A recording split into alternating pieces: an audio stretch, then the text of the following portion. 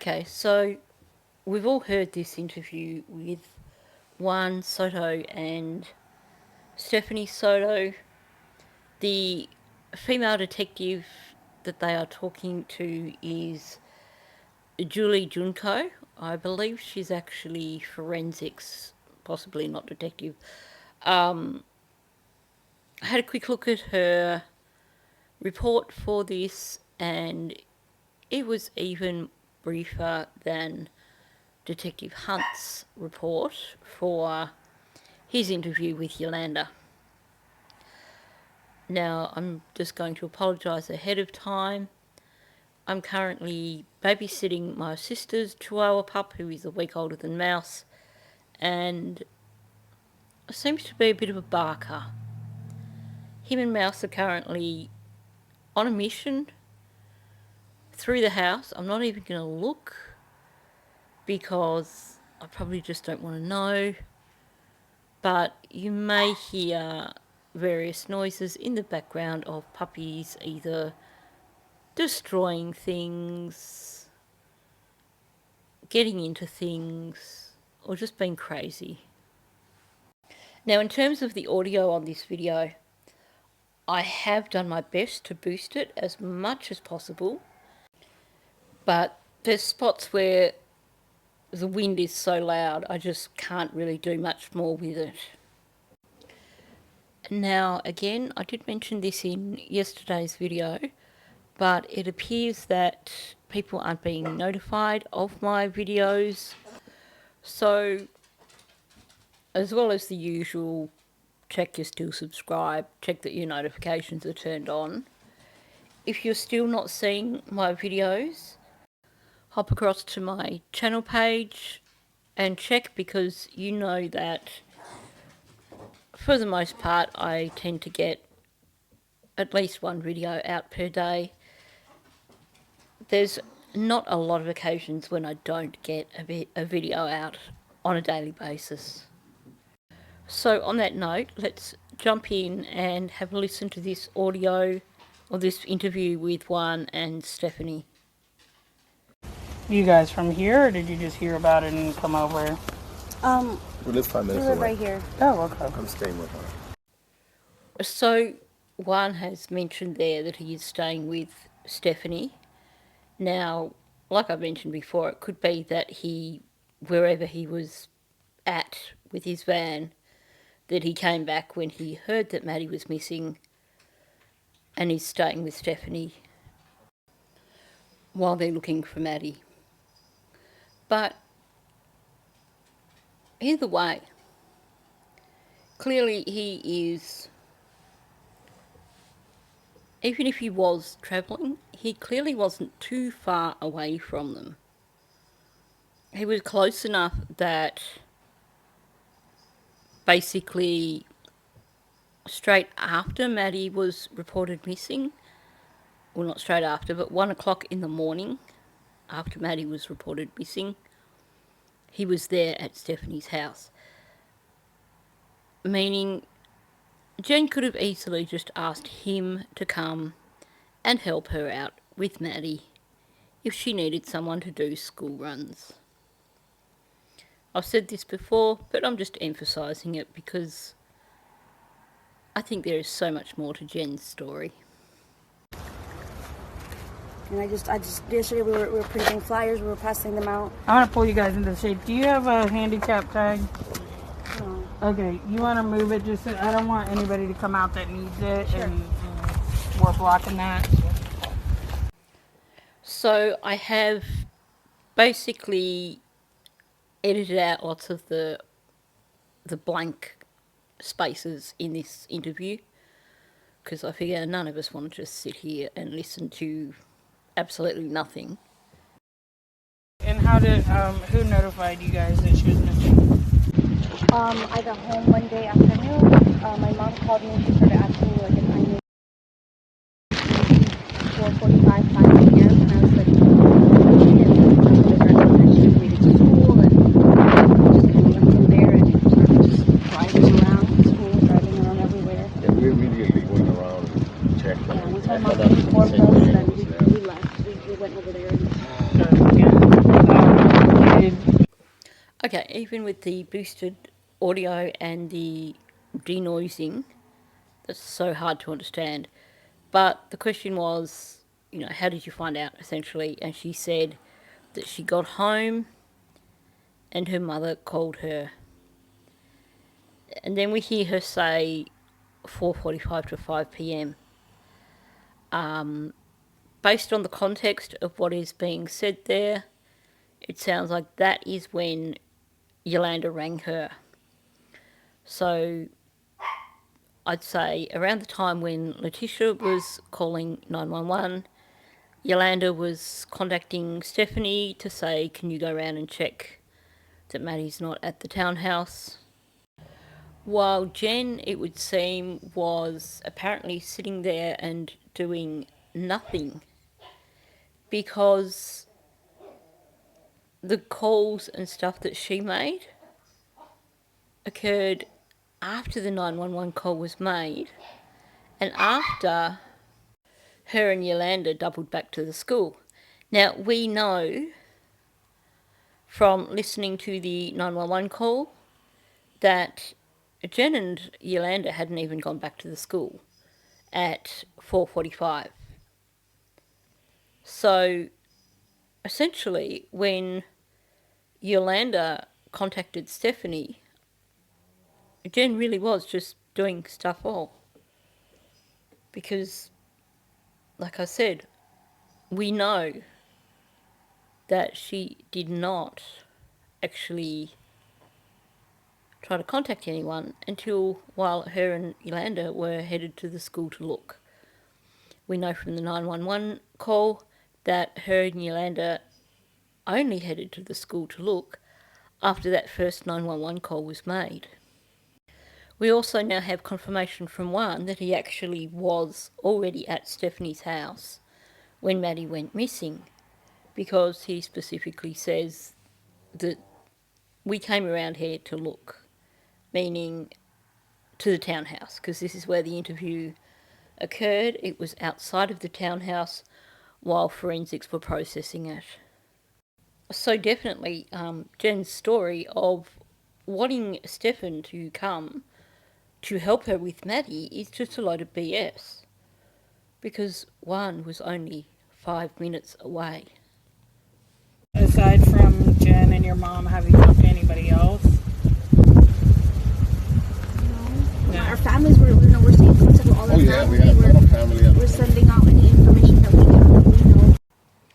It is just so ironic that it sounds like the rest of Jen's family were pretty much going out of their way to do whatever they could to help find Maddie, while Jenn was going out of her way to do nothing. And nobody's heard from her. Do you have any cousins or anything that she's close with? Yeah, we have a lot of cousins, but we've reached out again, nothing. Haven't heard from Yeah. her. Do you guys know of any boyfriends, anything like that? As far Girlfriends? as we know, no. Okay. She does gaming, so we told Some the on detective Facebook. about. Yeah. We told the detective about like her Roblox. Right. I think she has Instagram. Okay, so So you all, like, guys the have known spoken stuff. with the detective? Very, very little, but yes. So there's a stark difference here between Stephanie and Jenn. What we're hearing here from Stephanie is basically her going through ideas in her head of things that may connect to Maddie's disappearance. They asked her about cousins and stuff, and she's like, yeah, lots of cousins, but, she hasn't caught up with any of them. And then she offers up that Maddie is into gaming, and Maddie has Roblox, and she has Instagram and stuff like that. We never hear anything like that from Jenn. The closest Jenn gets to anything like that is when she's asked about Maddie's laptop, and she's like, no, when they ask her if it can be traced. And then when, I think it might have been Letitia, said, yeah, if it's on, it can be traced. And then suddenly Jen's going into a meltdown. She was trying to reach somebody, and What did you call? Detective Hunt.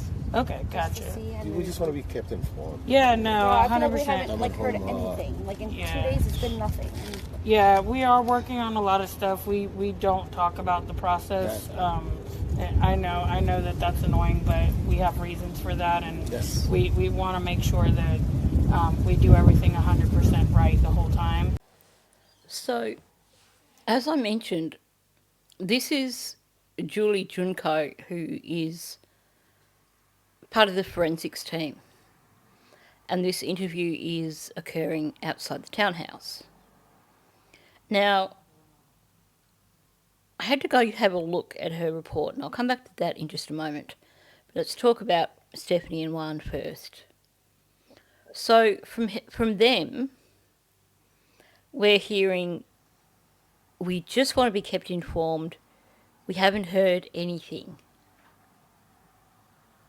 And, you know, this is more than we've heard from Jenn. More than we've heard from Stephen, but who cares about him? But we've never heard Jenn asking for an update. We've never had Jenn complaining about not being kept informed. But here's a thought to consider. So, like I said, I just went over and had a look at Julie Junko's report, because I was curious about when this actually occurred. Why were Stephanie and Juan at the townhouse? So this interview occurred on the 28th at 9:54 a.m. So how does that fit in with everything? This is the morning after Jenn and Stephen were told they can't go back into the townhouse, and went and booked themselves into a hotel. So at 9:54 a.m, Jenn is still at the hotel. Stephen is still on his way back from Northport, and Chris supposedly is at his office. Now, at the beginning of this recording, when Stephanie and Juan approach this officer, the interchange that we hear is essentially Stephanie being asked to move her car out of the disabled parking area. And also, she mentions that they are handing out flyers. So, I'm thinking that basically what is happening here is they are at the townhouse to hand out flyers. Or is that just an excuse?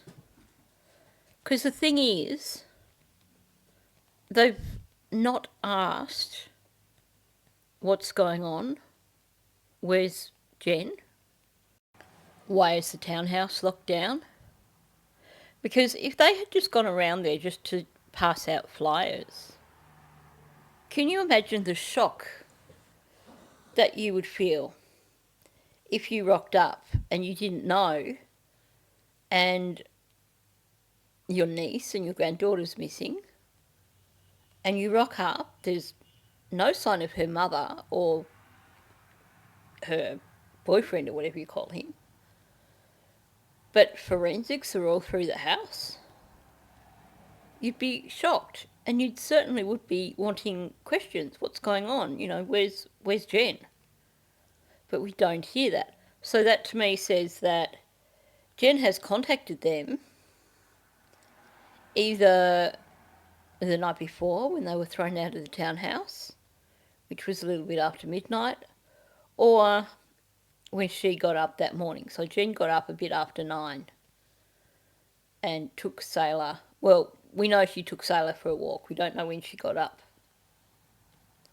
So that suddenly puts it in a different light. Were they sent around there to kind of check on what was going on, to see if they could get some inside information that maybe Jenn wouldn't be able to get? because they're both pretty insistent here. We just want to be kept informed. We haven't heard anything. Now, they do sound concerned. And I think we can be quite confident based on Juan's discussion of going for burger and everything, that they are concerned for Maddie. They are wanting to find out what's happened to Maddie. But are they also Jenn's spies? Don't forget, when Jenn checked out of that hotel after doing her interview in at Orange County Sheriff's Office, where did she go? She went and hid out at Stephanie's house. We know this family closes ranks.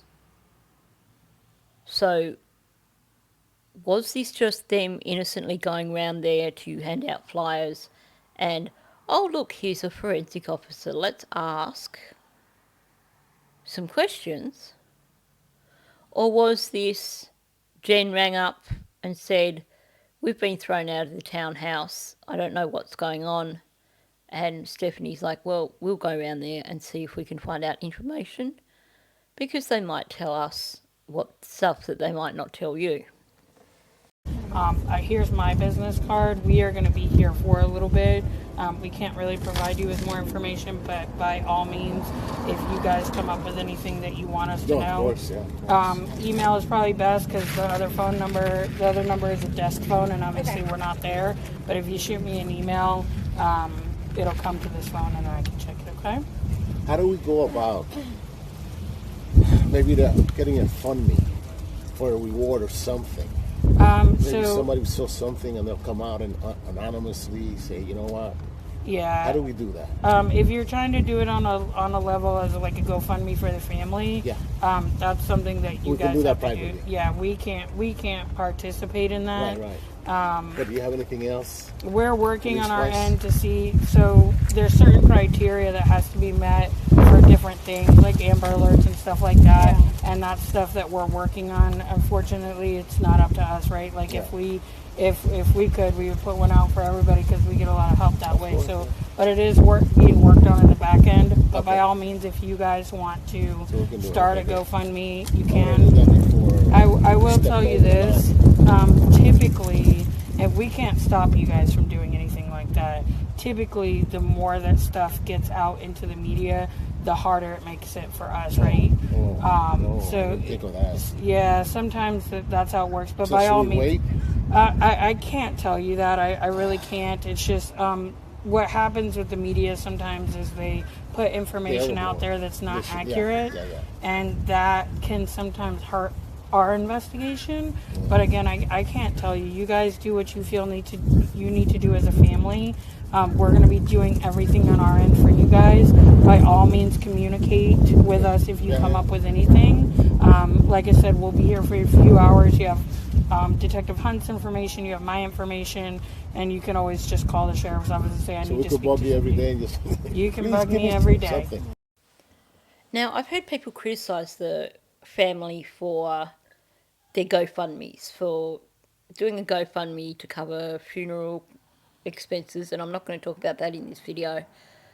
And also people have criticised Juan here for asking about a GoFundMe and saying, oh, it's just a money spinning thing.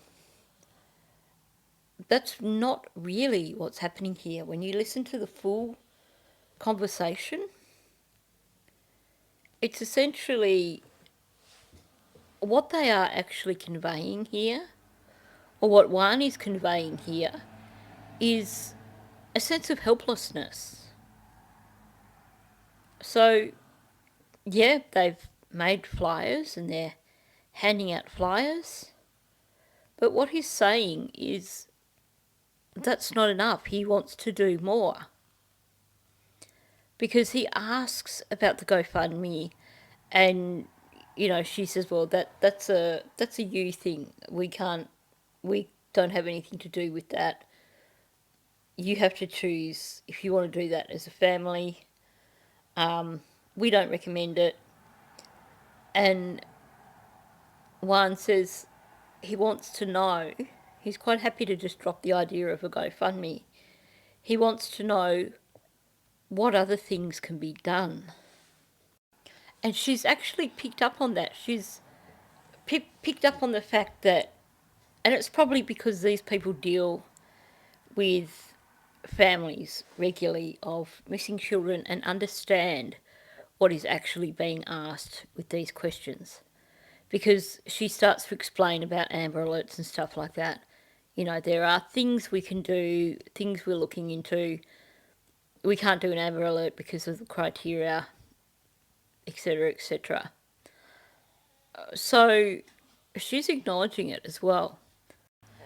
So she does explain to him that in terms of GoFundMe and stuff, that it's not something they necessarily advise because too much media attention can essentially lead to misinformation being spread, all that sort of stuff. And Juan says, shall we wait? That's a really interesting question. They've basically expressed that they're not being kept informed, they haven't heard anything. They're putting out flyers to try and get information about Maddie being missing. And then when he suggests a GoFundMe, he's happy to drop the idea pretty quickly. And when they explain about how these things can damage the investigation, he straight out says, shall we wait? Is this someone who understands the context of what is being said here? Or is there another reason? I suspect that, just like many other members of the family, that he strongly suspects Stefan. I'm going to presume that the reason him and Stephanie are there is because Jenn did contact them and say the townhouse is locked down. And she's probably mentioned that they've taken Stefan's car and they've taken Stefan's phone. So I would imagine that Juan asking, should we wait, is essentially not so much about should we wait to put out or to start a GoFundMe for a reward to help find Maddie. I think what he's truly saying here is we should basically wait because there's going to be an arrest coming. I think he realises. Him asking, should we wait, is essentially the question of, do we even need to put out a reward? I think he has read between the lines in terms of what's been said there. I mean, he's probably looked at them with heaps and heaps of forensic staff in the apartment, outside the apartment. This officer is saying we don't recommend that you put out that you try and do a GoFundMe to create a reward. And I think he's realised that basically from what she's saying, and she's referring to it as an investigation, he's got to have realised they are looking at Stefan. He's got to be sitting there thinking, what has this jerk done? The fact that he dropped the idea of a GoFundMe so quickly definitely says to me that he believes that Stephanie's capable of doing something bad, and he recognises that, okay, if they're saying don't do a GoFundMe, it's probably not about a missing child anymore. Now, that could be seen as a big jump, and I know I'm not really explaining it as well as I could. But what I'm trying to say here is that he was more than happy to be guided by the suggestions of this officer. So it seems like he was accepting that this was more about an internal kind of investigation rather than an external investigation into a abduction, and therefore that a reward was probably just not needed.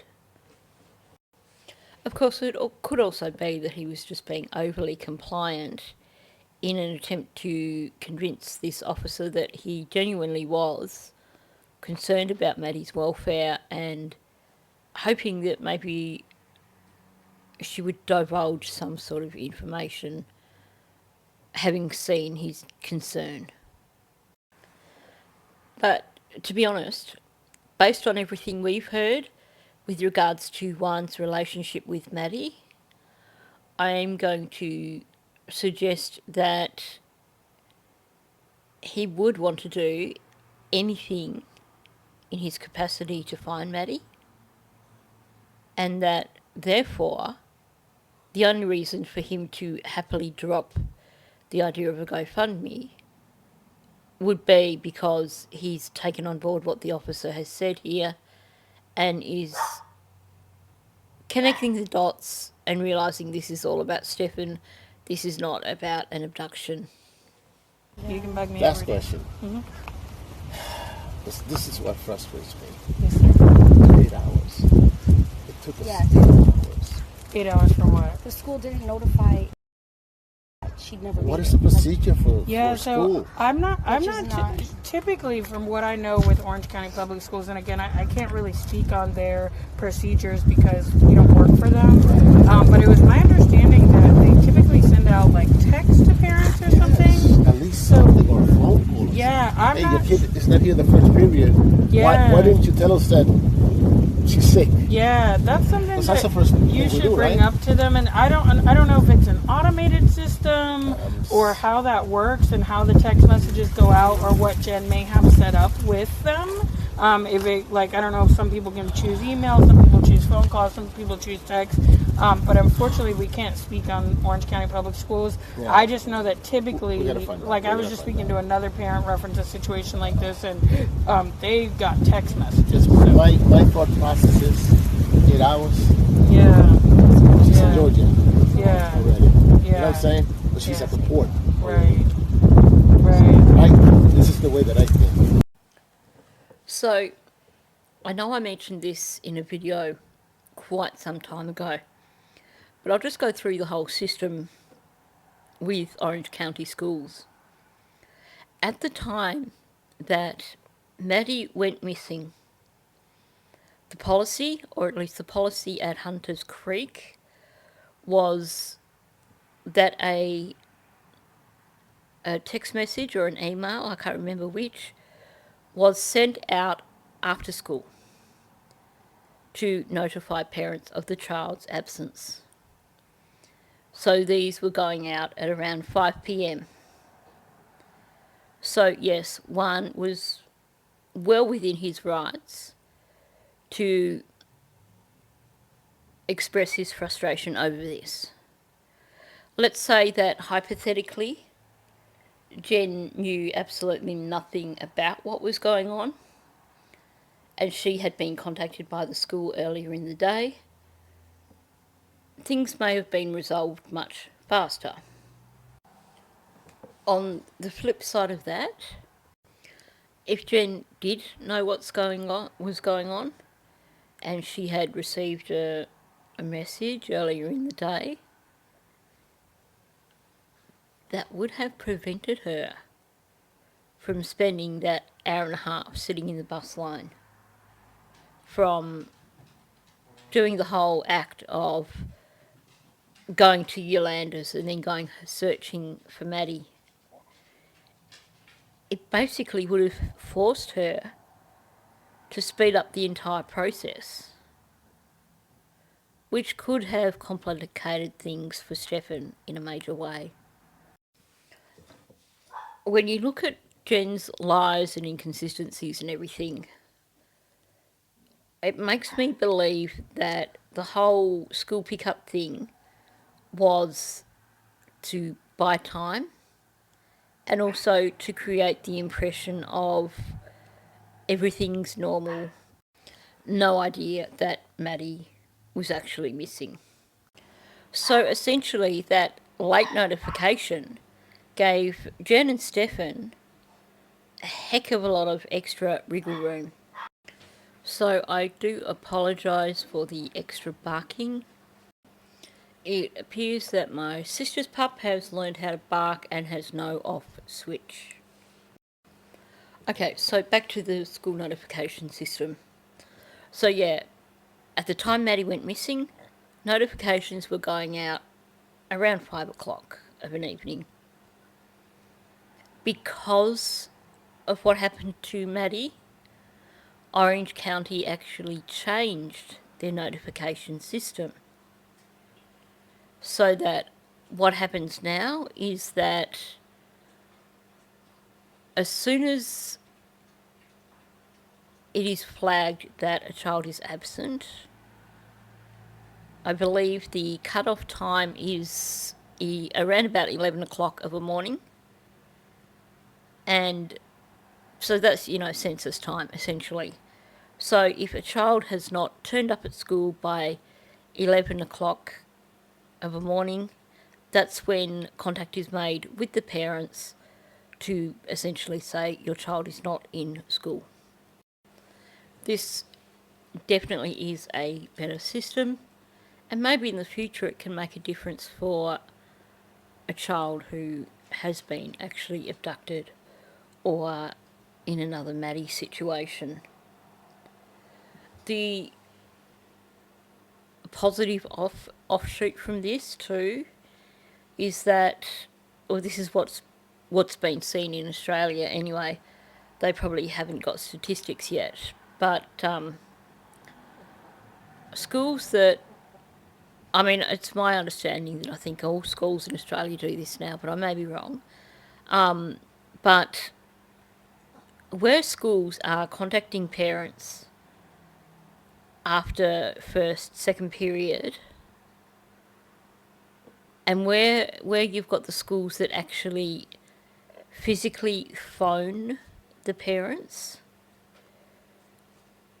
you're seeing an increase in attendance of,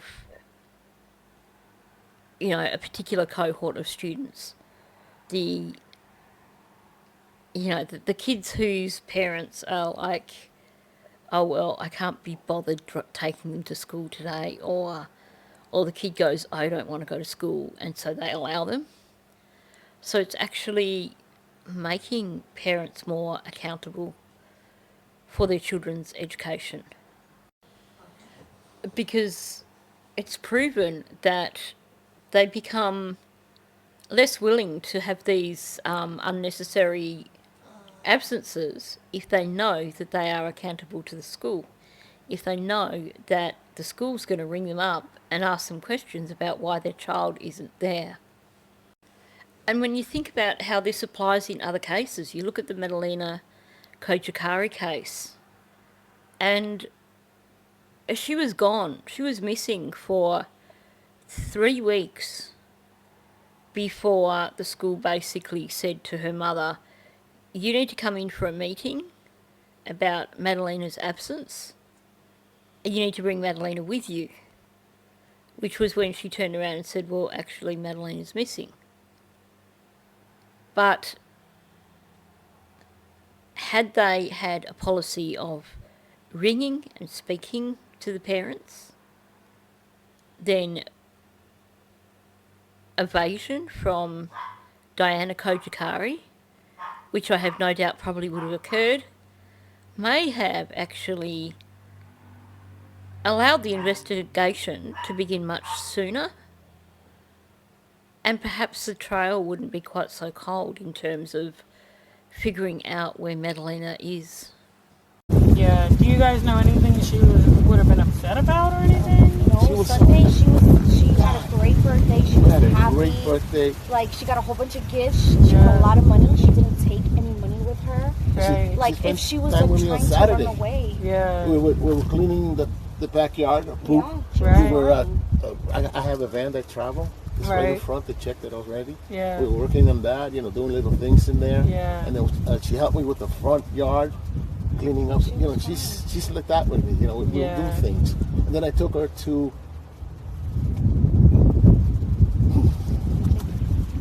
Burger King for a Whopper. And I can't eat Whoppers. Right. I had a double Whopper. Fries. And it was such a fun night. So now we have Stephanie saying that Maddie had a great birthday and she had a whole bunch of gifts and a lot of money. And she points out that Maddie couldn't have ran away because she didn't take any of that money with her. But let's back up a bit. She had a great birthday. So we heard from her best friend that Maddie was upset. But we also know that the teenagers, Maddie and her friends, headed off to the park for a while. So here's a thought. We know Maddie had spent at least 4 years masking a lot of pain. Yeah, sounds like she got cranky with her friends occasionally. Sounds like she had emotional meltdowns. She suffered from anxiety. But she seemed to be able to put a smile on her face still and act like she was still happy in the world. And even though she had anxiety, that was the worst of it. Is it possible that at her party she didn't want to upset Yolanda, and so around the adults she did put on this mask of being happy because she was celebrating her birthday, all that sort of thing? I mean, you look at this photo from her birthday and, okay, she's not grinning, but she's smiling. She's got this beautiful cake in front of her that someone has put a lot of time into. Certainly one that, were it bought from a bakery, would have not been a cheap one to purchase. Did she put on a mask at her birthday for the adults and pretend that she was happy, she was enjoying her birthday, she was glad that they had done it, and then at the park mentioned to her best friend that she was upset because she thought her friend would have bought her more presents, or she was upset because she didn't get enough money, all those sorts of things? I mean, if she had all the family there, she may not have wanted to create a scene in front of the rest of the family. So it may well be something that she internalised until she could actually discuss it quietly with her friends. Now, we're also getting different accounts in terms of the gifts. Stephanie is saying Maddie got a whole bunch of gifts. Maybe after Maddie's friends left, that's when gifts started coming out of the woodwork. I mean, is it possible that we know that Maddie's friends left, I think it was either 5 o'clock or 6 o'clock? They weren't there till 8 o'clock. So Stephanie brought Maddie home a few hours after her friends had all left. Is it possible that maybe the party started off as being mostly for Maddie and her friends, and maybe you had Stephanie there because Stephanie's daughter was close to Maddie and, of course, Yolanda there because it was her house. Maybe family turned up after Maddie's friends had left and kind of did the family part of it afterwards. I know in Australia my experience of these kinds of parties is that, the adults all turn up at the same time and they're essentially just kind of, doing their own thing while the kids are happily having their party. But is it possible that in this instance, family came later? It could also be possible that, family members who brought gifts may not have put them on the table, but may have just given them to Maddie as they arrived. I mean, to me, it's a really odd cultural thing for a children's birthday for people to put the gifts on the table. Because my experience of children's birthdays here in Australia is that basically the child is given the present as soon as people arrive at the party. It's not something that's done here to just put presents on the table. In Australia, you only see that at engagement parties and weddings and occasionally at baby showers. What I did notice, though, was that Stephanie's description of Maddie's birthday party sounded a lot like Jenn's description. It was a great birthday. She had a whole bunch of gifts, a lot of money. We know that Jenn is really good. She's a bit of a chameleon, and she's really good at taking on board what people say. She's a bit like a parrot in that she will repeat things in the same way that they've been said to her. So her saying, Maddie told me these things, it does sound a lot like what Stephanie's saying here. It sounds like Jenn has basically repeated Stephanie's story. And why do I say it that way around? Because Stephanie was at the party, Jenn was not. So the fact that Jenn's description of the party sounds like she's just repeating Stephanie's story, again, makes me think that she might not have seen Maddie on the Sunday night. Because had she had a conversation with Maddie about the party, you would then expect Jenn's description not to be pretty much identical to Stephanie's, but to be her basically retelling what Maddie told her, not retelling exactly what Stephanie has just said here. So essentially, based on this account that we get from Stephanie, I'm going to say that we can't entirely discount the possibility that Maddie did actually get quite a few presents and did actually get quite a bit of money, but that perhaps her friends just did not observe that because it did not occur at the time while they were at the party. Now, moving on to what Juan said. So he said Maddie was helping him clean the backyard, clean the front yard, helping him working on his van, and then they went and had a burger at Burger King. And I feel so sad when I hear him get all choked up about that and him saying, I can't eat burgers, but I had a burger. I had a double whopper. Now, honestly, I challenge anyone who believes that Juan didn't care for Maddie to prove it for me. Because I think out of the entire family, he cared the most.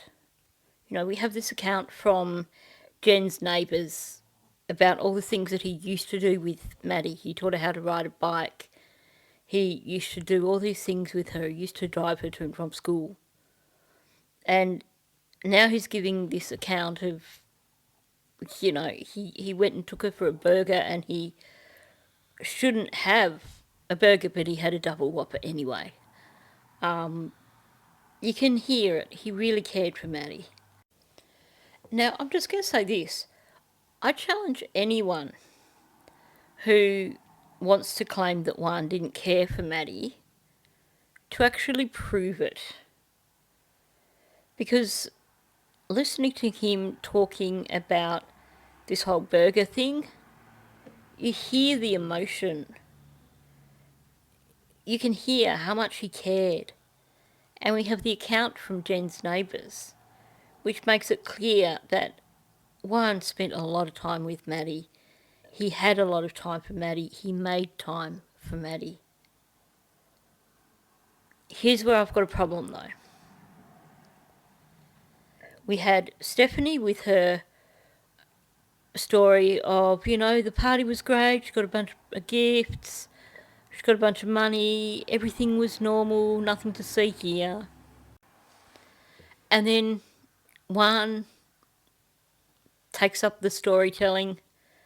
We had a lovely day Saturday, just did all the normal kind of hanging out stuff. There was nothing unusual about the day, happy day. We even went and had burgers, nothing wrong. He forgot to give that crucial bit of information, which is the reason Maddie spent the day with him.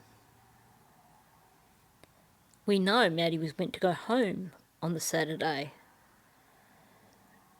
but she was beside herself in tears, saying she didn't want to go home.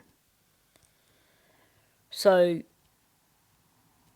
Yolanda's husband organised for Juan to take Maddie instead. So this perfectly normal, perfectly happy day that Maddie had with Juan, the reason it occurred was because she didn't want to go home, and that's a pretty damn important bit of information that should have been passed on at this point in time. So it seems to me that regardless of how much he cared for Maddie, he was still going to protect Jenn.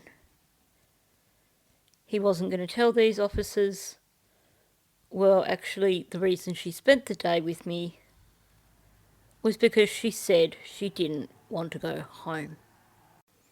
I can't help wondering how many other times there were when Maddie essentially tried to tell her family that her life wasn't all roses and that she needed someone to actually pay attention to what was going on in her world. And on those occasions, did the family respond in the same way? By basically just pretending nothing had happened, pretending nothing was wrong. Because that's what I'm hearing here.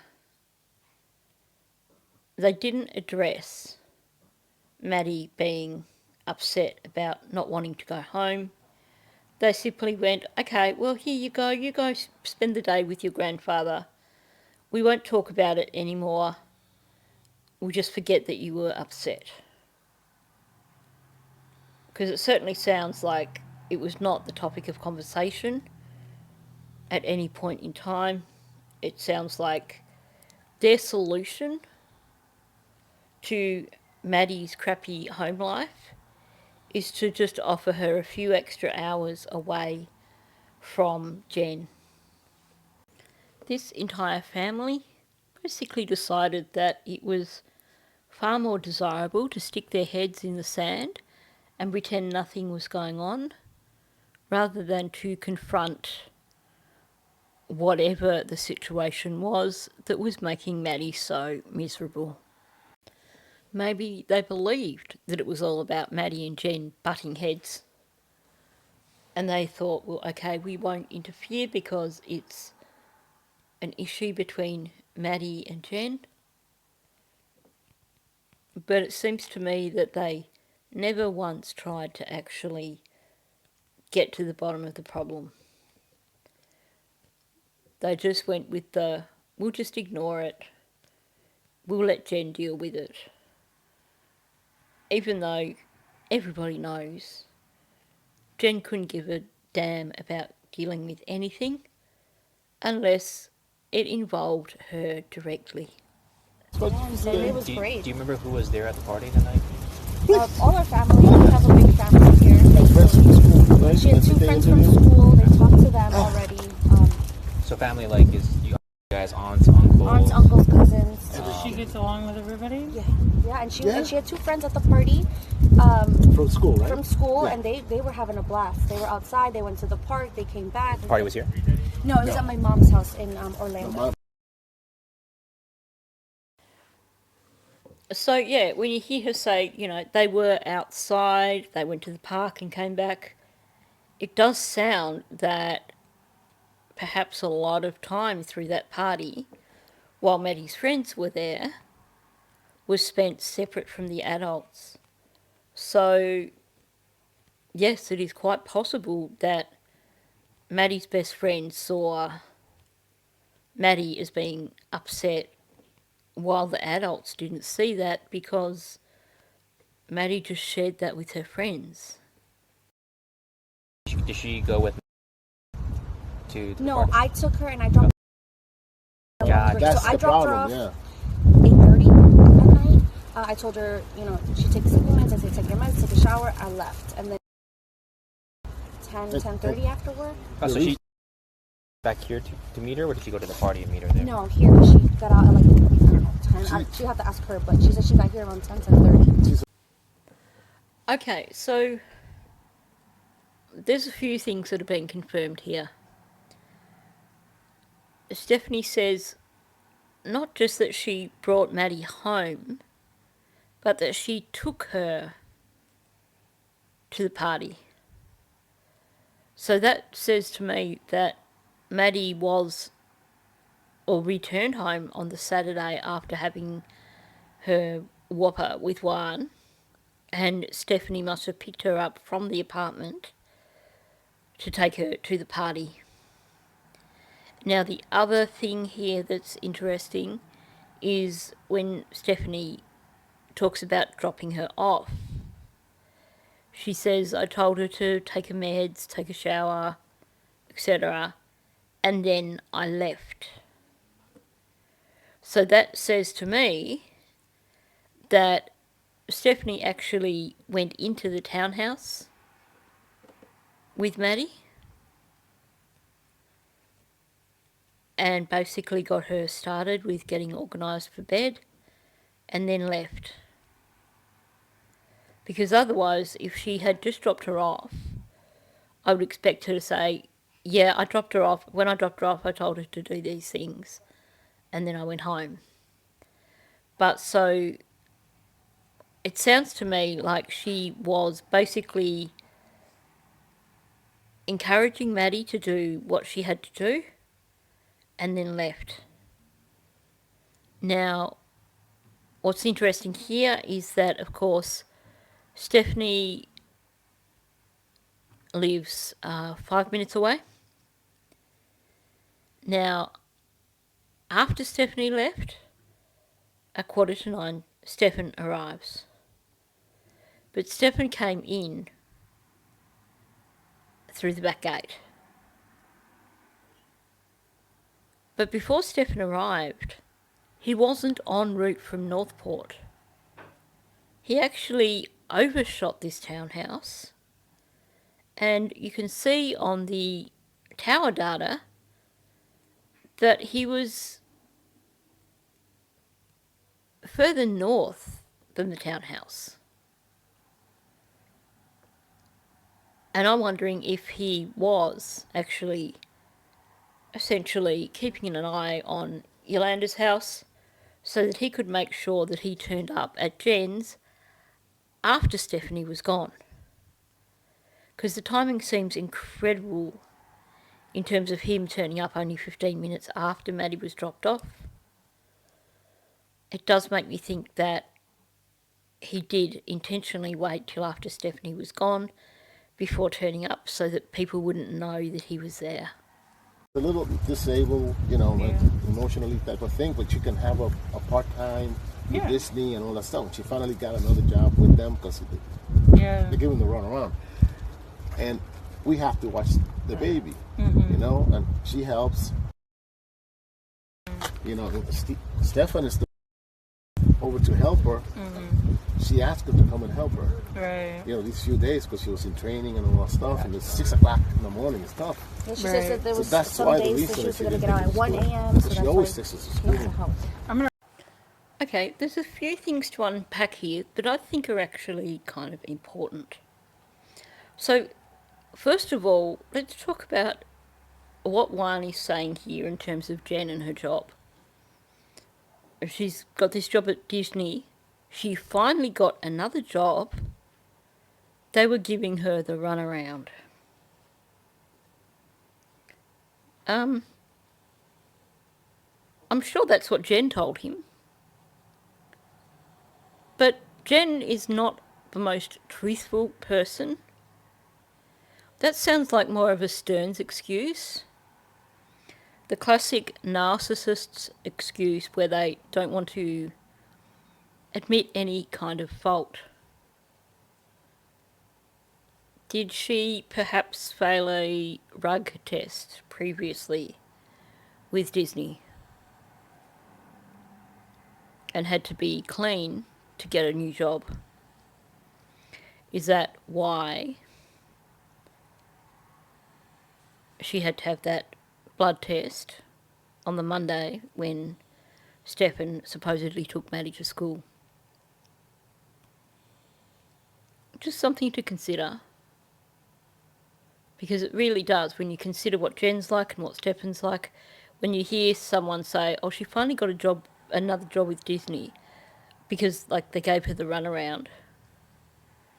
It's definitely like a classic excuse. Now, my question earlier, and I've said this in a few other videos, is why couldn't Juan help Jenn with Maddie? And here, Juan and Stephanie have basically said that they were both helping with Maddie because of Jen's job. And also because of, as Juan said, Jenn being a little bit disabled with mental health issues. So, the truth of the matter is, Juan and Stephanie were helping out with Maddie when Jenn got that new job. And then you get Juan explaining that Stefan was coming to help Jenn because of her hours that she was working. And he refers to Jenn having to start work at 6 a.m. And then Stephanie adds in, and that there were some days when she was finishing at 1 a.m. Now, I find it fascinating that Jenn has not said that with detectives. Because she's worked really hard with detectives to be so persuasive about everything. And she's told them, oh, well, you know, Stefan came to help because I have this new job and I needed him to help with Maddie and the dog. And in a latter version, she basically says, well, I was being selfish because if Maddie stayed with Yolanda, I wouldn't see her at all through the week. So essentially Jenn is saying here that the arrangement that was in place was with regards to Yolanda. There's no mention from Jenn of, oh, she may mention Stephanie, but there's certainly no mention of Juan, and there's no mention of 6 a.m. starts or 1 a.m. finishes. Now, given that she was trying to be super convincing of the reason for Stefan needing to be there, what would be the reason for her not telling them that it was because of these 6 a.m. starts and 1 a.m. finishes? Is it because that is just another one of Jen's lies, and in this instance it was concocted to justify to Juan and Stephanie her having Stefan come and stay as opposed to Maddie spending time with them. And of course, if she had lied to Stephanie and Juan, then given her inability to remember her lies and the way she's always changing her story with detectives, it would make sense that by the time she was talking to detectives, she'd forgotten that little lie. And so she's just pushing the, well, I needed Stefan to help me with Maddie, and forget to add in the oh so convincing because I had 6 a.m. starts and 1 a.m. finishes. The other thing with that, of course, is if indeed she did have 6 a.m. starts and 1 a.m. finishes, that pretty much puts an end to her argument of she wanted Stefan to be there so she could see Maddie. Because if she was starting work at 6 a.m, Maddie wouldn't have been out of bed at that point in time. It seems doubtless that she would have woken Maddie up just to say, hey, I'm going to work. Likewise, if she was getting hot or she was finishing at 1 a.m, what's she going to do? Just wake Maddie up in the middle of the night and go, hey, I'm home. That's hardly spending time with your daughter. And if you're getting home at 1 a.m, then chances are you are going to be relying on someone else to drop your child to school the next day, meaning that that particular evening through to the following morning when the child goes to school, you're not going to see him anyway. So if there's any truth here to this story, then it kind of shoots her story about wanting to spend more time with Maddie completely in the foot.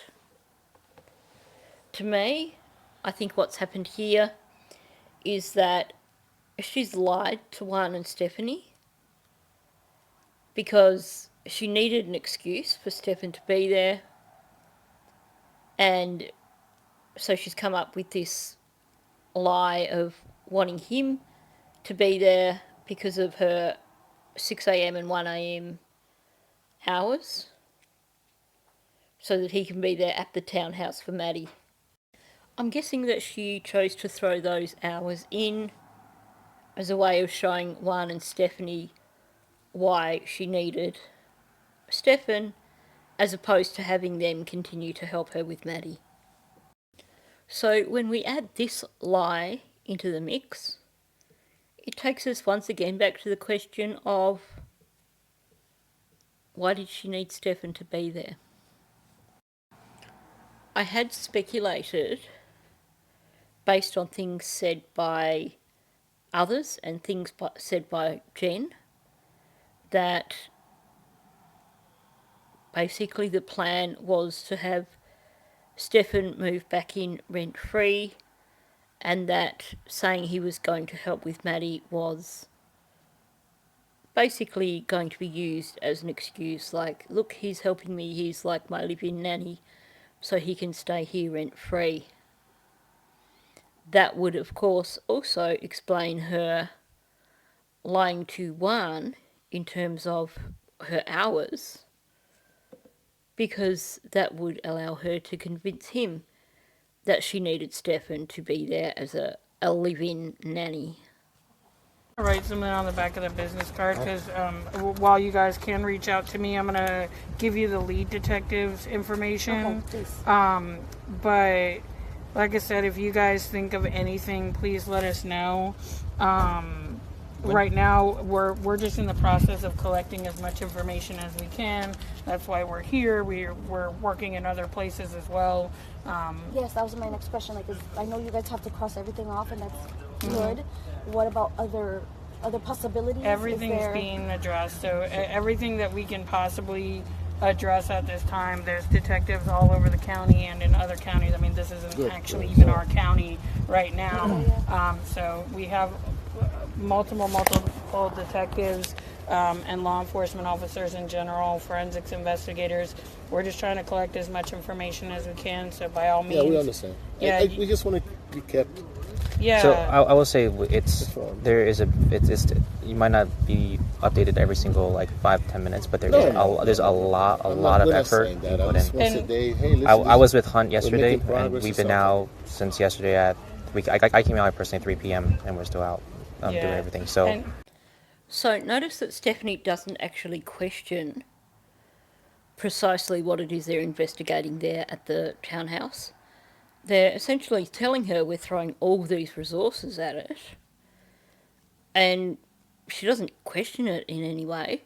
Her only question is, are you investigating any other possibilities? Well, that sounds a heck of a lot like Jenn, doesn't it? I certainly think that they have been communicating over this case, because it certainly sounds a lot like Jenn's version of, well, what if he did do that stuff? Fine. But what if he wasn't the one responsible for Maddie being missing? Now, I am not quoting that verbatim, obviously, but you know what I'm talking about.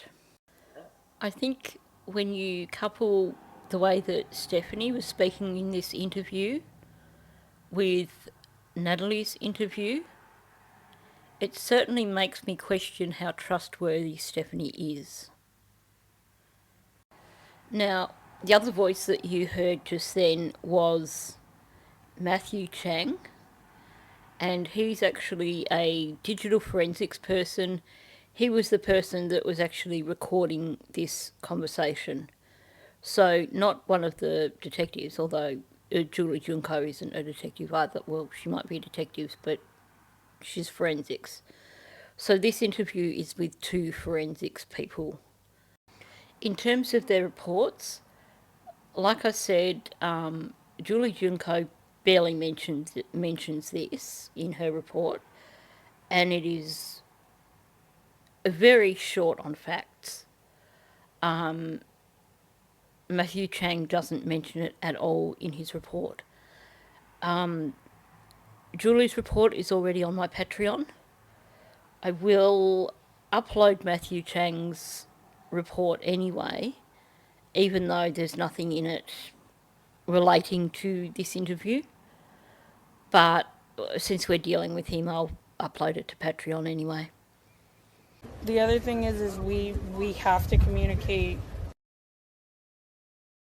We don't have the ability to call everybody else and give them updates. Yeah. So what I always tell people is, I know you may not hear from us, but literally the second we get updates and information, we will reach out to them. Okay, and then they can disseminate that information to you guys as they see fit. But unfortunately, we don't have the ability to call everybody and say, hey, this is what's going on, just because we can only speak. Okay. Yeah, I just know sometimes I think about asking them, questions, and you guys can reach out with questions. I'm just saying we will not be able to call you guys and give you updates. We can only speak to them. So yeah. But if she has a question that she thinks of, tell her not to hesitate to reach out to us, and we will answer when we're able to. There are guidelines of when we can do certain things. So, but we're with you guys, and we're gonna do everything that we can. Okay, someone's got to say this. Maddie looks so much happier and healthier in this photo from her 12th birthday than she did in the one from her 13th. Just a bit of an aside, because it's something that has been bothering me for so long.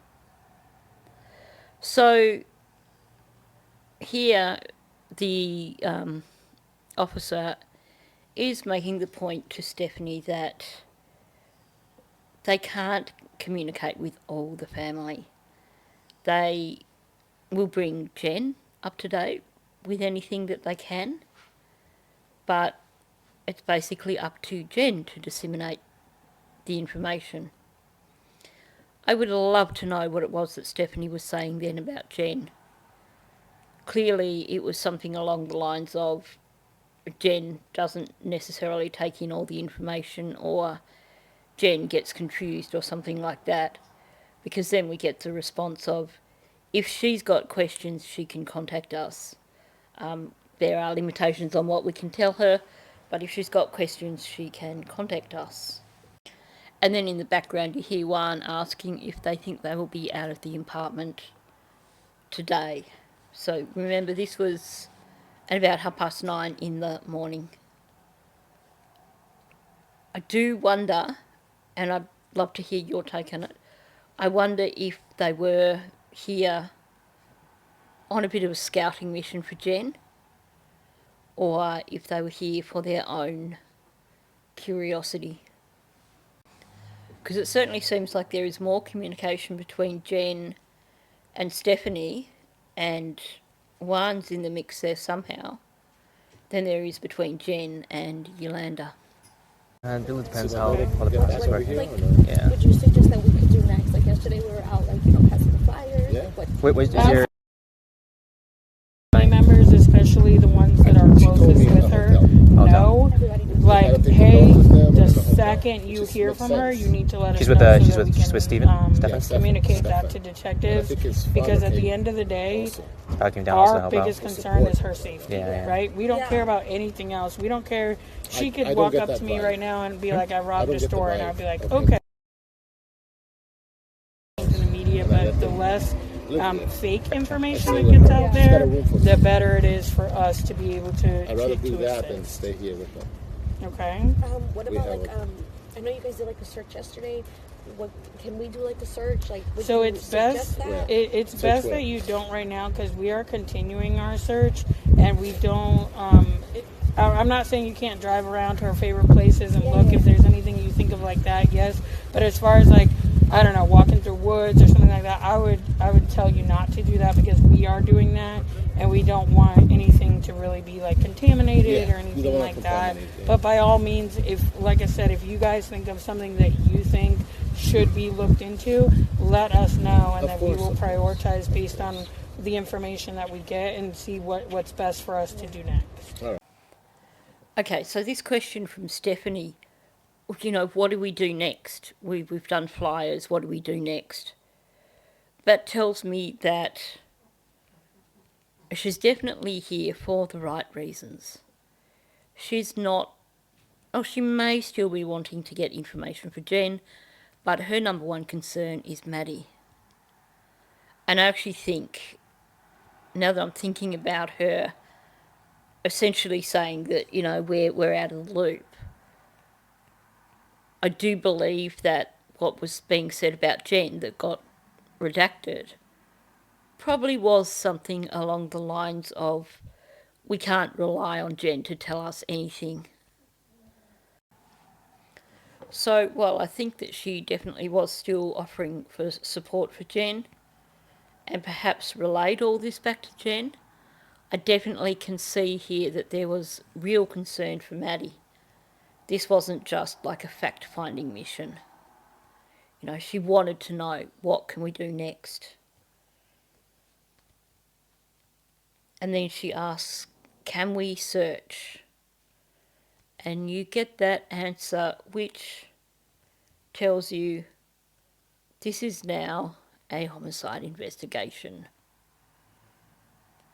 Although I shouldn't say that so broadly, because some agencies will immediately treat a disappearance as suspicious until they can prove otherwise, in order to avoid losing any important forensic evidence.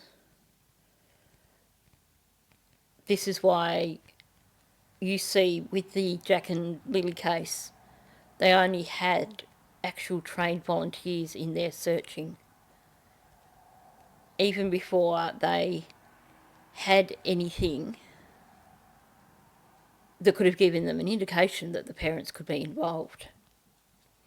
You look at the flip side of that with the JonBenet Ramsey case. Every man and his dog was through that house before they finally locked it down. And of course, not being a detective who sits and interviews people, she did in fact let slip that they didn't want anything to be contaminated. Like, please don't go searching in the woods or anywhere. We don't want anything to be contaminated. Bit of a giveaway, may have gone over Stephanie's head, but it screamed, this is a homicide investigation. But no, you don't have to stop looking. I don't think she ran away. Like, I don't think she would have said that. That 8-hour differential just kills me. Yeah. And speak to the school, and do you guys have, are there other juvenile kids in school within your family? My daughter, but they go to separate schools.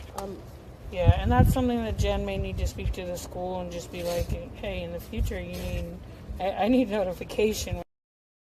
I hope they're communicating to the other families too. The school. Yeah, just, hey, listen, this happened here. You got to be aware of what's happening around the neighborhood. Yeah, I think the information is getting out. I mean, we've gotten contact that the information is spreading. So, okay, and we want that, right? We want as much help as we can get, but we don't want fake information out there, right? And that the overpass. Mm-hmm. I've been there. Okay, the traffic in the morning with the kids and parents. Mm-hmm. That's what I'm saying. We're looking into all of that. To see something. Yep. We're doing everything that we can for you guys, and we'll be here with you guys the whole time, okay? We appreciate you. Yeah, no problem. Thank you very much. Thank you. Okay, if you know, you know. One of the lines in my notebook has written in big capital letters, filling up the entire line, with 2 exclamation marks on the end, snot. Stephanie was genuinely crying. We could hear the snuffles.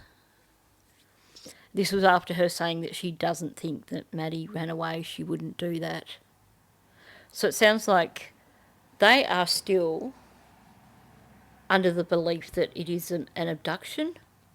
This is perhaps still being pushed by Jenn and Stephen, even though we know this is no longer the case.